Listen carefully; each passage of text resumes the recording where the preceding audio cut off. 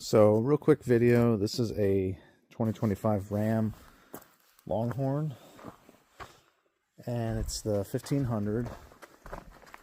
It's got the high output motor in it, and I just got this truck 2 weeks ago. I already have over 3,000 miles on it, maybe even 4 by now. I actually bought it and then immediately had to drive to Florida and back to New York. But I hadn't really seen any videos online of this model, especially with this setup. It's got the off-road package, sunroof. It's basically got every option I could get from the factory. I'm fortunate enough to be able to afford it and took advantage of it because it's a really nice truck. I had a F-150 Tremor and I love that truck, but I really wanted to try out the Ram boxes and the air suspension where I live.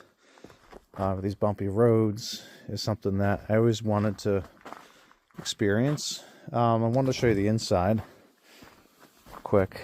It did not come with this rolling top. I put that on. That's the Retrax cover. So it's the Longhorn. It's got the, as my wife calls it, it's a little cowboy. Which I am not, but I actually like the look. It feels like you're sitting in a cigar room. I wasn't really sure what, actually when I special ordered this 6 months ago, they didn't have a good picture of it, but I just kind of trusted that the Longhorn would look nice. And, you know, it's really cool. It's special, it's different.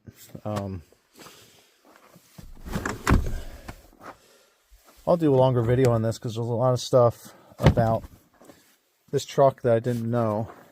Just real quick, one thing I didn't know, which I actually brought it back to the dealership for because I thought something was wrong with it, but when you get the power tailgate, it doesn't go power up when you have the split tailgate.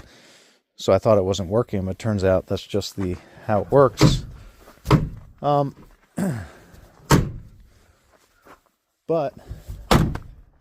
I'd never had a split tailgate, and what I later realized is I don't need a power tailgate because the only tailgate I ever use is this. Unless you're using it like a work table, there's really no reason to use a regular tailgate. It just allows you to get up into the truck, put your foot up, and go. Use this like a handrail. They give you this foot pedal stand, and I never use it because I can just lift my foot up here, but it is there for you. Anyway, I'll start it up real quick. So I'd say other than the power, which is amazing, you know, it's got that high output 500. So, it's an amazing truck. I really have no complaints other than the directional is really annoying. It's a little intense. Probably doesn't sound like it, but when you're doing a lot of driving like I just did, putting 3,000 miles on it in the course of a few days, the blinker gets to you.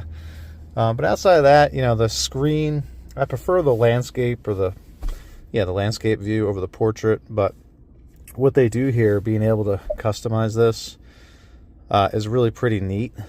You can kind of put all these different, I mean, you do whatever you want, and then you can actually swipe. You can do 4 pages of this.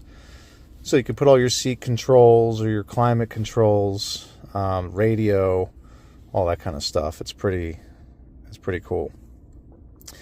This should have been a real button. They used to have that. They got rid of that. This is kind of like a soft button, and it's not good, you know, because a lot of times when you decide you want to go up a little bit, you know, if you're off-road, you want to go hit this, but you're already driving and you're kind of like, you know, it's a moving target. It doesn't really work that good. That screen, party trick. I drive with my wife and kids. It's cool for about 3 seconds and everybody forgets it. It's kind of useless. This is really cool. Really useful. I love the design. Sometimes I pull it back, you put a box of tissues in there, or take out, or sometimes you're sliding it forward and you're accessing whatever you need. Again, I'll probably do more videos on it, but the four-wheel drive system is actually, the four-wheel drive auto works so great, I haven't had to put anything else since.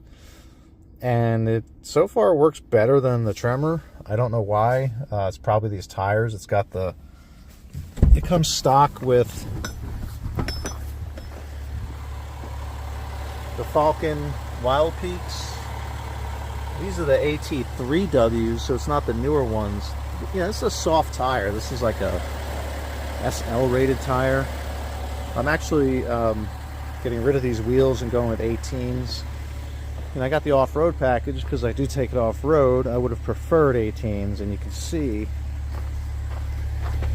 sidewall already folds over, and it doesn't take much to give yourself a cut.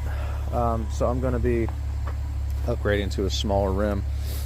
I'm going to go up to a 34-inch tire. These are 32 inches.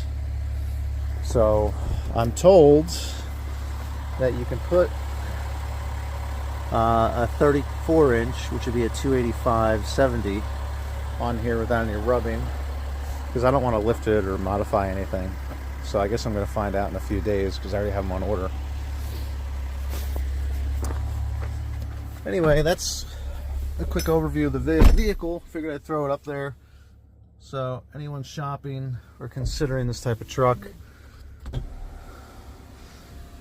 Sunroof's great. I haven't had a sunroof in a long time. When I was in my 20s, I used to leave the sunroofs open all the time and get rain in my truck. So, but it is nice. It does let light in. And that's it for now.